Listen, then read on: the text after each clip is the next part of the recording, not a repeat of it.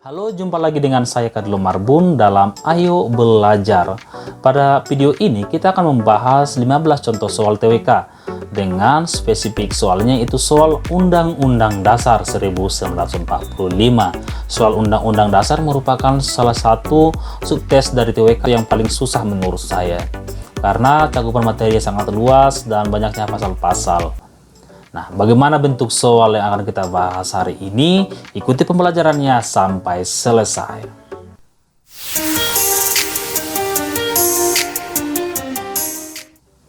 Dan kembali saya ingatkan juga kepada rekan-rekan, sebelum kita mulai membahas 15 contoh soal Undang-Undang Dasar ini, ada baiknya rekan-rekan mempersiapkan alat tulis supaya rekan-rekan bisa menulis hal-hal penting dalam setiap pembelajarannya. Dan rekan-rekan juga bisa men-pause video ini sebelum saya menjawab videonya, dan rekan-rekan bisa mengetahui nanti jumlah benar di setiap pembelajarannya, dan rekan-rekan dapat mengetahui progres pemahaman Anda dalam setiap mengikuti pembelajaran. Baik, langsung saja kita mulai membahas 15 contoh soal Undang-Undang Dasar pada tes TWK.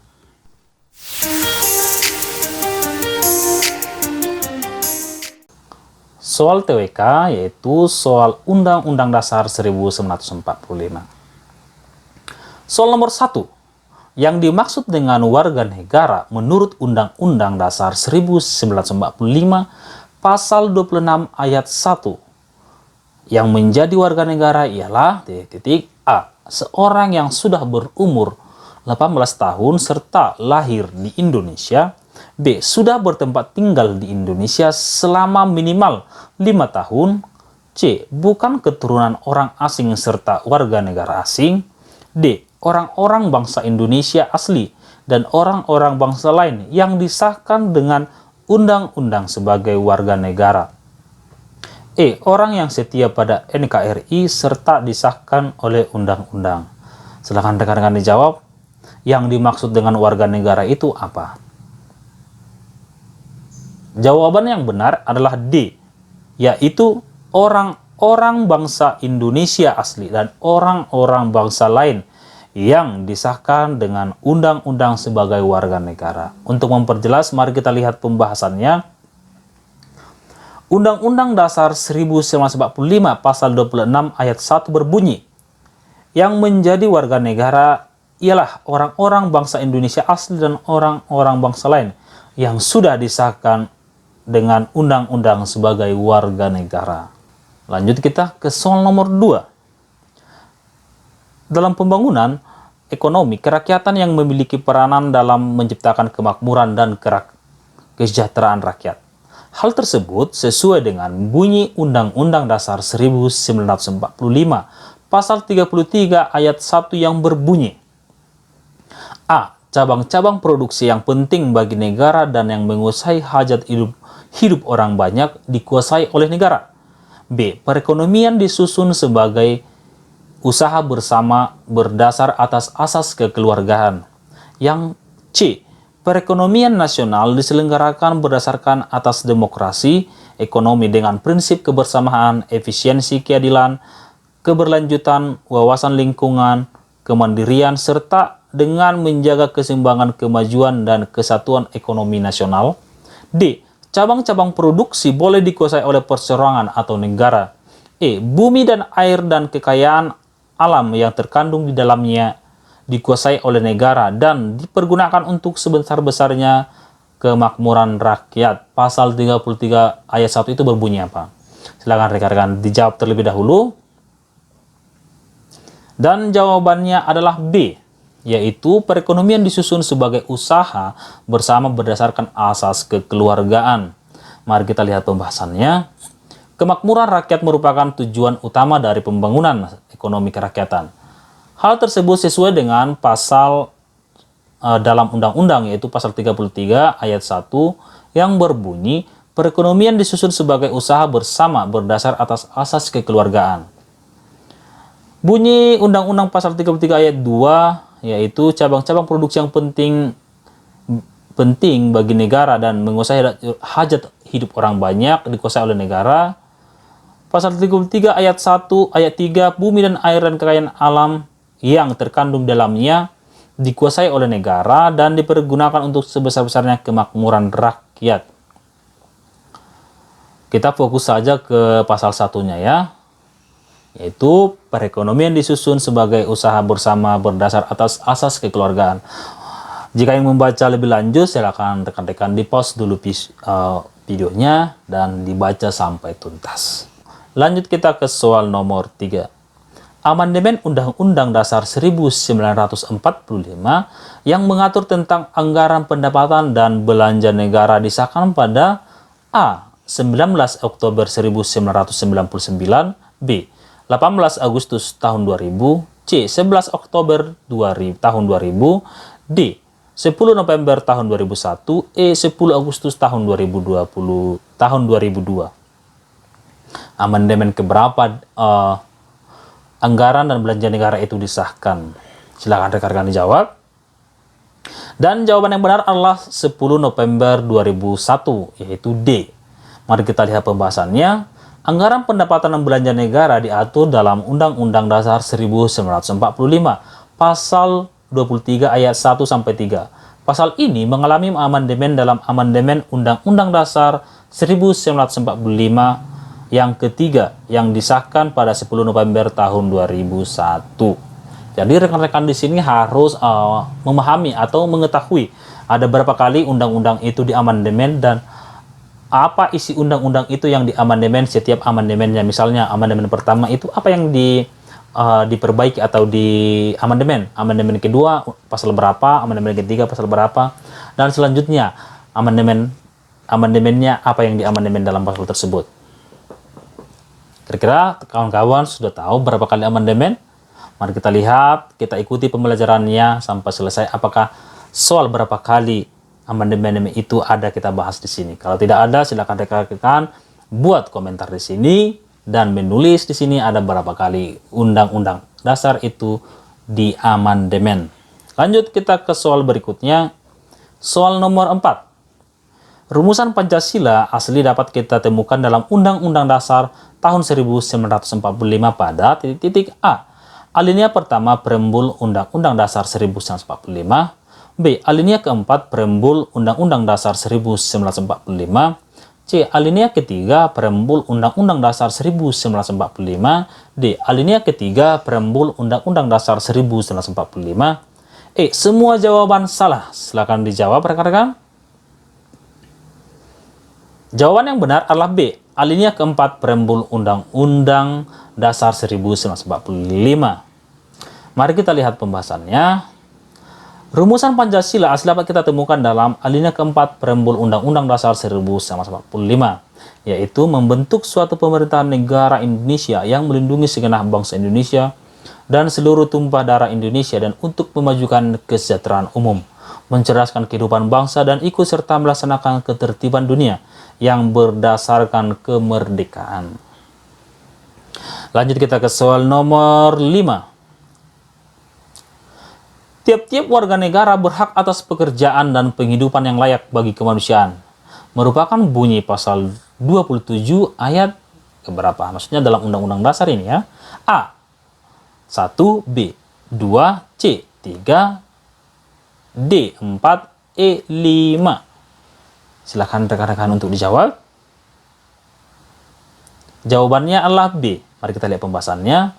Tiap-tiap warga negara berhak atas pekerjaan dan penghidupan yang layak bagi kemanusiaan merupakan bunyi pada pasal 27 ayat 2. Sedangkan ayat 1 itu segala warga negara ialah orang-orang bangsa Indonesia asli dan orang-orang bangsa lain yang disahkan dengan undang-undang sebagai warga negara. Ayat 3 silakan dibaca rekan-rekan. Lanjut saja kita ke soal nomor 6. Dalam pasal 29 ayat 1 dan ayat 2 Undang-Undang Dasar 1945 berisikan mengenai A. Kesejahteraan sosial dan ekonomi, B. Kebudayaan nasional Indonesia, C. Kemerdekaan berserikat dan berkumpul, D. Hak atas pekerjaan dan penghidupan yang layak, E. Kemerdekaan memeluk agama. Pasal 29 ayat 1. Silakan dijawab. Dan jawaban yang benar adalah C, yaitu kemerdekaan berserikat dan berkumpul. Mari kita lihat pembahasannya. Jadi di sini pasal 29 ayat 1 dan 2 berisikan mengenai kemerdekaan. Mari kita koreksi di sini. Jawabannya adalah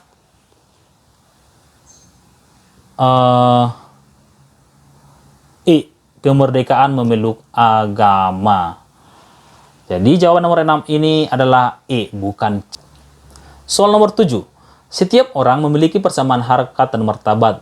Hal ini terkandung dalam A. The 15 Point, B. Universal Declaration of Human Rights, C. Declaration of America, D. Alinea kedua Undang-Undang Dasar 1945, dan E. Free Fight Liberalism, liberal lim.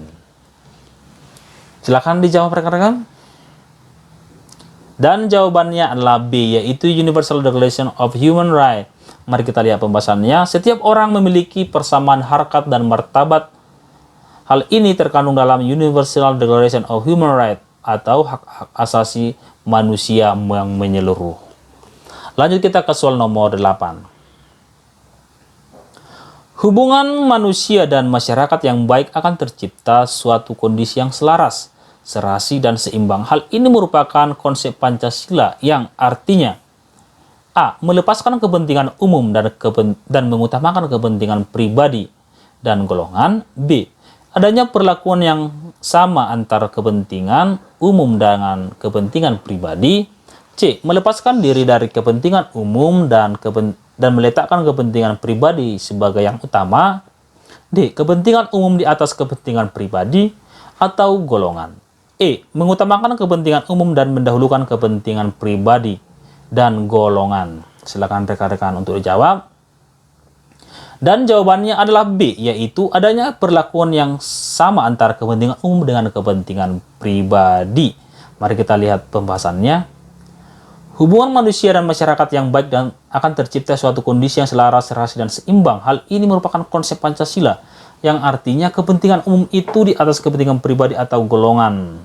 Jadi harus selaras. Jadi jawabannya tadi adalah B, adanya perlakuan yang sama antara kepentingan umum dengan kepentingan pribadi. Lanjut kita ke soal nomor 9. Perubahan ketiga, amandemen ketiga Undang-Undang Dasar 1945 disahkan pada A. 19 Oktober 1999, B. 18 Agustus tahun 2000, C. 10 November tahun 2001, D. 10 Agustus tahun 2002, E. 19 November tahun 2001. Amandemen ketiga itu tanggal berapa atau tahun berapa? Silakan rekan-rekan untuk dijawab. Dan jawabannya adalah C, 10 November tahun 2001. Ini sudah muncul tadi soal yang pertama-tama atau yang soal yang sebelumnya. Jika rekan-rekan mengikutinya dari awal sampai soal nomor 9 pasti bisa menjawab soal 9 ini tadi. Mari kita lihat pembahasannya. Perubahan ketiga amandemen Undang-Undang Dasar itu disahkan 10 November, sedangkan 19 Oktober itu perubahan pertama, 18 Agustus tahun 2000 perubahan kedua, dan 10 Agustus 2002 perubahan keempat. Jadi sini jelas undang-undang itu mengalami 4 kali amandemen di sini. Jadi sudah tahu ya, seperti yang saya bilang tadi, ikuti pembelajaran ini sampai selesai. Apakah ada nanti soal di yang kita bahas berapa kali undang-undang itu di amandemen. Lanjut kita ke soal nomor 10. Negara menjamin kemerdekaan tiap-tiap penduduk untuk memeluk agamanya masing-masing dan untuk beribadat menurut agamanya dan kepercayaannya itu. Hal ini merupakan A. Isi dari pembukaan Undang-Undang Dasar 1945, B. Pembenaran bagi orang untuk menjadi orang yang ateis, C. Pengejawantahan sila pertama Pancasila, dan pasal 29 Undang-Undang Dasar 1945, D. Sinkretisme semua ajaran agama, E. Kebebasan kepada penduduk untuk beribadah secara bersama-sama. Jadi apa jawaban dari nomor 10 ini? Negara menjamin setiap penduduk untuk memeluk agamanya masing-masing. Silakan dijawab rekan-rekan. Dan jawabannya adalah C.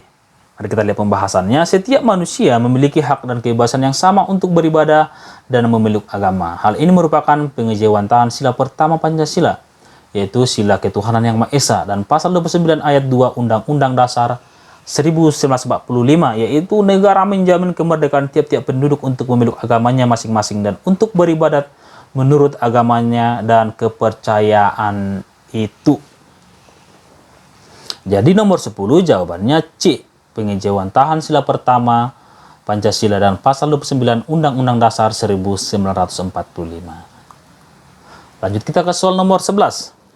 Pada rumusan Pancasila, penghayatan dan pengamalan Pancasila rumusannya terdapat pada titik-titik A. Buku Mahabharata, B. Konstitusi dan Kaidah Hukum Dasar Negara, C. Batang tubuh Undang-Undang Dasar Negara Batang tubuh Undang-Undang Dasar 1945, D. Tap MPR nomor 3 MPR 1988, E. Pembukaan Undang-Undang Dasar 1945. Silakan rekan-rekan dijawab. Dan jawaban yang benar adalah C. Mari kita lihat pembahasannya. Penghayatan dan pengamalan Pancasila yang benar yang rumusannya terdapat dalam Preambul Undang-Undang Dasar 1945 atau pembukaan Undang-Undang Dasar 1945. Jadi jelas di sini jawabannya adalah C. Nomor 11, batang tubuh Undang-Undang Dasar 1945. Lanjut kita ke soal nomor 12. Dalam tata urutan terendah perundang-undangan bangsa Indonesia berikut adalah A. Peraturan daerah, B. Tap MPR, C. Peraturan Presiden, D. Peraturan Pemerintah, E. Undang-Undang Dasar 1945.